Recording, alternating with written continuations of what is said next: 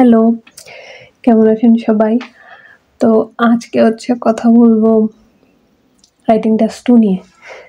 সবথেকে কঠিন যেটা রাইটিং টাস্ক 1 তো হচ্ছে কি বলে দেয়া থাকে সেখান থেকে আমাদের হচ্ছে ওই লেখাগুলাকেই হচ্ছে আমাদের নিজেদের মতো সুন্দর করে বর্ণনা করতে হয়। সেখানে সেটাই। আর রাইটিং টাস্ক 2 তে শুধু কি 2 টা লাইন দেয়া থাকে সেইটাকে হচ্ছে আমাদের রচনা লিখতে হয়। তবে রচনা বেশি বড় না। আমাদের শুধু বলা থাকে যে কি হচ্ছে 250 ওয়ার্ড লিখতে হবে। এবং সেটা ভালো হয় যদি আপনি 200 থেকে 250 থেকে 300 র মধ্যে রাখেন আরকি। আর সময় পেলে আপনি 320-30 গেলেন, সেটা পরের ব্যাপার। তারপর আমাদের হচ্ছে যে সময় লেখা থাকে কি 40 মিনিট। যে 40 মিনিটে হচ্ছে এই 250 শব্দ লেখার জন্য দেওয়া হইছে। তারপর যদি বর্ণনা দেয় এটা আসলে কঠিন। রাইটিং টাস্ক 1 এর চাইতে এটা কঠিন।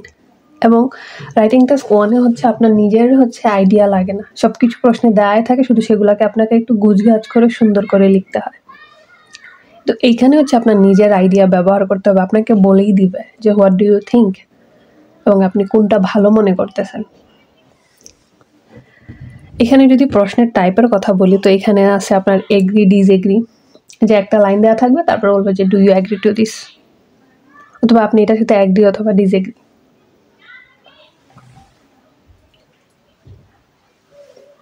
আপনাকে হচ্ছে কোনো একটা সাইড নিতে হবে।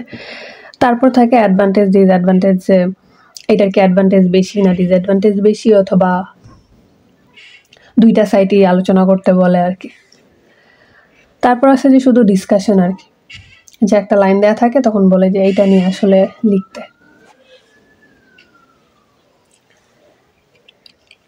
তারপর আসি যদি হচ্ছে আমাদের স্ট্রাকচারের কথায়, তো এখানে হচ্ছে ইন্ট্রোডাকশন থাকে। তো ইন্ট্রোডাকশনে আপনি 3-4 লাইন লিখবেন।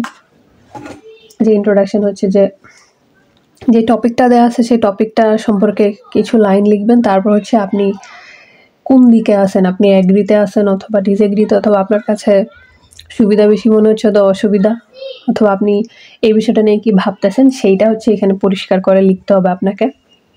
তারপর আছে মেইন পার্ট। তারপর আপনি আপনার আলোচনা করবেন আর কি। সেটা আপনি 2টা প্যারাগ্রাফ লিখতে পারেন অথবা 3টা। এর বেশি আসলে সম্ভব হয় না, কারণ সময়ও তো থাকে না। হতে পারে যে আপনার একটা কমন টপিক আসছে, আপনি অনেক লিখতে পারতেছেন, সেই জিনিসটাকে হচ্ছে নিয়ন্ত্রণ করতে হবে, কারণ আপনাকে শেষ করতে হবে। লিখলেনই কিন্তু কনক্লুশনে আসতে পারলেন না। তারপর আসে যে হচ্ছে কনক্লুশন। তো কনক্লুশনেও হচ্ছে যে আপনার শেষ পর্যন্ত যে আপনি কি মনে করলেন সেইটাই হচ্ছে আপনার বর্ণনা করে দেয় আর কি 3-4 লাইনে। এই হচ্ছে স্ট্রাকচার গেল। তারপর আসে যে ভোকাবুলারির ক্ষেত্রে। তো সেটা ধরেন হচ্ছে যে ইন্টারমিডিয়েট লেভেল ভোকাবুলারি। তো আমার ক্ষেত্রে যেটা মনে হয় যে অ্যাডভান্স লেভেলের ভোকাবুলারির ক্ষেত্রে যেটা সমস্যা, আপনি যদি ওই লেভেলের পারেন সেটা তো অনেক ভালো কথা। আমি এমনি আমাদের মতো নর্মাল যারা মানুষজন আছি তাদের কথা বলতেছি। যে হচ্ছে এখানে বানান অনেক গুরুত্বপূর্ণ একটা জিনিস। যার পরে আমি বলছি যে ফোকাস অন স্পেলিং। বানান ভুল হইলে আপনার নাম্বার কমবে। আর দেখা যায় রাইটিংয়ের পরীক্ষাটা হয় সবার শেষে, তো হচ্ছে টেনশনও বেশি থাকে যেহেতু এটা পরীক্ষা। তো হচ্ছে যে বানান ভুল হওয়ার সম্ভাবনা থাকে, যে লাস্টের ওয়ার্ডটা হয়তো তাড়াহুড়ায় লিখতে ভুলে গেছি সেই কারণে বানান ভুল হয়েছে, সেটা হচ্ছে অনিচ্ছাকৃত।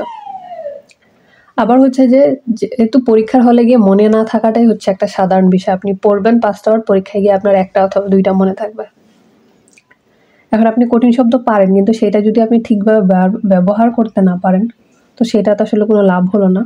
কিন্তু আপনি যদি আপনি সহজ অথবা ইন্টারমিডিয়েট লেভেল ওয়ার্ড দিয়ে যদি আপনি পুরা লেখাটা শেষ করতে পারেন, আপনার মতামত আপনি বুঝাইতে পারেন, সেইটা হচ্ছে গিয়ে সবচাইতে ভালো বিষয় এবং আপনি ভালো নাম্বারও পাবেন। এবং ধরুন এরকমই করতে পারেন। এবং কিছু শব্দ থাকে যে ইম্পর্টেন্ট যে শব্দটা আছে এটা আসলে খুব ইম্পর্টেন্ট, যে এটা আপনি রাইটিংয়ে লেখার ক্ষেত্রে দেখবেন প্রচুর আসে। তাই আমরা অনেক পড়ে আসছি this is very important, this is very important. তো এই যেই শব্দগুলো অনেক কমন সেইগুলোর হচ্ছে সিনোনিমের দিকে নজর দিবেন। ধরেন ইম্পর্টেন্টের বদলে আপনি পিভোটাল, ক্রুশাল ব্যবহার করতে পারেন। তো এটাতেও হচ্ছে আপনার বোঝাচ্ছে যে আপনার ভোকাবুলারি লেভেল হচ্ছে ভালো। তারপর স্পেলিংয়ের কথা তো বললামই, বানান তো সঠিক রাখতেই হবে। তারপর আসে এখানে আইডিয়া জেনারেশন। আপনার হচ্ছে রাইটিং টাস্ক 1 আইডিয়া কোনো জেনারেট করতে হয় না, সবকিছু ওখানে দেয়া থাকে। কিন্তু আমাদের রাইটিং টাস্ক 1 আইডিয়া জেনারেট করতে হয়। দেখা যায় আবার হচ্ছে একটা জিনিস থাকে যে প্রবলেম সলিউশন থাকে। আমি এখানে লিখতে ভুলে গেছি যে একটা সমস্যা লেখা দেওয়া থাকে, তো আপনাকে বলে যে এটা নিয়ে আলোচনা করতে এবং আপনি কি সমাধান বের করবেন। আমাদের দেখা যায় টপিক হচ্ছে কি প্রায় অনেক ধরনের টপিক থাকে। ধর আপনার এডুকেশন নিয়ে আসে, ইয়াং জেনারেশন নিয়ে আসে, এন্টারটেনমেন্ট ওয়ার্ল্ড নিয়ে আসে, তারপর দেখা যায় ভবিষ্যতের কোনো কিছু নিয়ে, তারপর পরিবেশ নিয়ে, স্পোর্টস নিয়ে, তারপর সামাজিক সমস্যাগুলো নিয়ে। তো সেখানে দেখা যায় আপনাকে হচ্ছে একটা আইডিয়া দিতে হবে। তো এখানে ব্যাপারটা এরকম না যে হচ্ছে আমাদেরকে একদম বিশেষজ্ঞ হইতে হবে, অনেক ভালো ভালো আইডিয়া দিতে হবে। Be a normal person. ধরেন আপনাকে ট্রাফিক জ্যামের কথা বললো, তো এখন তো এরকম না যে হ্যাঁ আমরা একদম নগর পরিকল্পনা যারা করে আরবানিস্টের মতো হচ্ছে দিতে পারবো।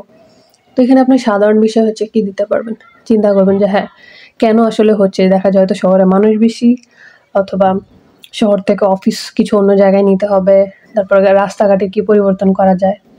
ওটা হচ্ছে সাধারণ বিষয়, একজন সাধারণ মানুষ হিসেবে হচ্ছে চিন্তা করবেন আর কি। এখানে হচ্ছে বিশেষজ্ঞ হইতে হবে না যে ওখান থেকে উদাহরণ দিতে হবে। আমরা যেরকম রচনা লিখি, কবিতার লাইন লিখি, কবিদের নাম দিয়ে ইত্যাদি ইত্যাদি, এখানে আসলে এরকম কিছু আমাদের নাই। তো এই জন্য হচ্ছে নর্মাল পার্সনের মতো চিন্তা করবেন, তারপর সেটাকে সুন্দর করে লেখা শেষ করবেন আর কি।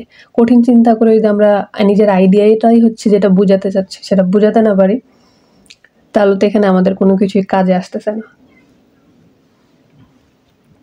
তারপর প্র্যাকটিস বুক কমেন্টস, এটা আমি হচ্ছে রাইটিং টেস্ট 1 ভিডিওতেও আসলে আমি বলছিলাম। তো এটা হচ্ছে আপনি যদি প্রতিটা ক্যামব্রিজের প্র্যাকটিস বই যদি দেখেন, দেখবেন যে বইয়ের শেষে হচ্ছে আপনার ইয়া দেওয়া আছে রাইটিং টাস্ক 1 এবং 2, মানে যেটা হচ্ছে কোনো স্টুডেন্ট লিখছে সেটাতে হচ্ছে একজন এক্সামিনার হচ্ছে মতামত দিচ্ছে যে এটা আসলে কেন হচ্ছে সে এত নাম্বার পাইছে। কারণ এই যে এখানে যদি আমাকে দেখায়, এটা হচ্ছে একটা রাইটিং টেস্ট 2 এবং এখানে হচ্ছে এক্সামিনার হচ্ছে একটা কমেন্ট করে রাখছে এবং এটা হচ্ছে সে স্কোর পাইছে হচ্ছে, যদি দেখি সে এখানে হচ্ছে 6 পাইছে।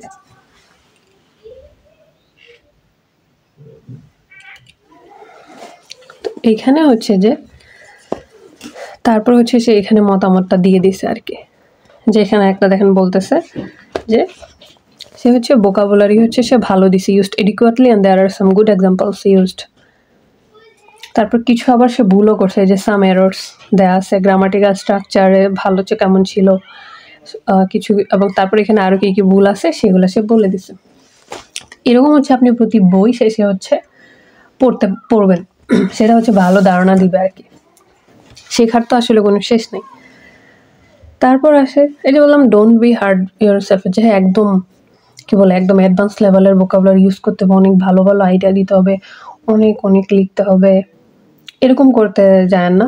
B a normal person, work on your ideas. কথা হচ্ছে শেষ করেন যে কীভাবে লেখাটা সুন্দর করে শেষ করা যায় সেইটা আগে চিন্তা করুন, যে আপনার আইডিয়া আসতেছে কিনা। আপনার যদি আইডিয়াই না আসে তাহলে আপনি লিখবেন কীভাবে। তারপর হচ্ছে যে বলি যে প্র্যাকটিস এভরি কোয়েশ্চেন টাইপ। এই যে বললাম না যে আপনার এডুকেশন নিয়ে প্রশ্ন থাকে, তারপর এন্টারটেনমেন্ট নিয়ে, পরিবেশ নিয়ে, সমাজের বিভিন্ন সমস্যা নিয়ে। তো প্রত্যেক টাইপের টপিক নিয়ে হচ্ছে প্র্যাকটিস করবেন, যে হ্যাঁ আজকে এডুকেশনের টপিক নিয়ে প্র্যাকটিস করলেন, কালকে খেলাধুলা নিয়ে, তারপরের দিন পরিবেশের সমস্যা নিয়ে। এরকম আমার সময় পরিবেশের সমস্যা নিয়ে আসছিল আর কি, সমুদ্রে পরিবেশ দূষণ নিয়ে আর কি। তারপর হচ্ছে যে রিড মোর টপিক। ধরেন আমরা তো আর প্রতিকার আমাদের আরও বিষয় আছে, যেরকম আমাদের স্পিকিং প্র্যাকটিস করতে হবে, রিডিং প্র্যাকটিস করতে হবে, তারপর লিসেনিং আছে। তো কী হচ্ছে, তো রাইটিংটা তাহলে তো অনেক বেশিক্ষণ সময় ব্যবহার করতে পারবেন না এটার ক্ষেত্রে। আমরা যদি বই দেখি, আমি হচ্ছে মেন্টরসের বই প্র্যাকটিস করছিলাম। আমার কাছে মেন্টরসের রাইটিং টেক্সট 2 বইটা ভালো লাগছিল, কারণ ওরা অনেক নর্মালভাবে লিখছে তাই আর কি। তো কী করতে পারেন, দেখা যাবে বইকে 200-250 হচ্ছে থাকে প্রশ্ন। আমরা তো 200-250 লিখে প্র্যাকটিস করতে পারবো না, সময় নাই। তো কী করতে পারেন, যে একটা টপিক আপনি প্র্যাকটিস করলেন লিখে, তারপর হচ্ছে এর সাথে 2-3টা হচ্ছে আপনি রিডিং পড়েন, যে প্রশ্নটা ভালো করে পড়েন এবং দেখেন প্রশ্নের আনসারটা ওরা আসলে কীভাবে দিছে। আইডিয়া মাথায় রাখেন আর কি, কারণ আইডিয়া না থাকলে তো আপনি লিখতে পারবেন না। তো আপনি যত বেশি এরকম পড়বেন আপনার মাথায় আইডিয়া থাকবে যে আসলে কীভাবে এরকম প্রশ্ন আসলে যে আপনার কীরকম লিখতে হবে আর কি। তারপর যেটা সবচেয়ে গুরুত্বপূর্ণ কথা, প্র্যাকটিস এভরিডে। প্র্যাকটিসের উপরে বড় কোনো ওষুধ, টেকনিক, ট্রিক্স আর কোনো কিছু নেই। আপনি যত বেশি প্র্যাকটিস করবেন আপনি তত বেশি ভালো পারবেন। আপনি 1 মাস প্রতিদিন একটা করে রাইটিং টাস্ক 2 লিখে দেখেন, 1 মাস পরে আপনি অবশ্যই আগের চাইতে ফাস্ট হবেন এবং ভালো পারবেন। আপনার আইডিয়া জেনারেশন ভালো হবে, লেখার স্পিড বাড়বে, ইত্যাদি ইত্যাদি।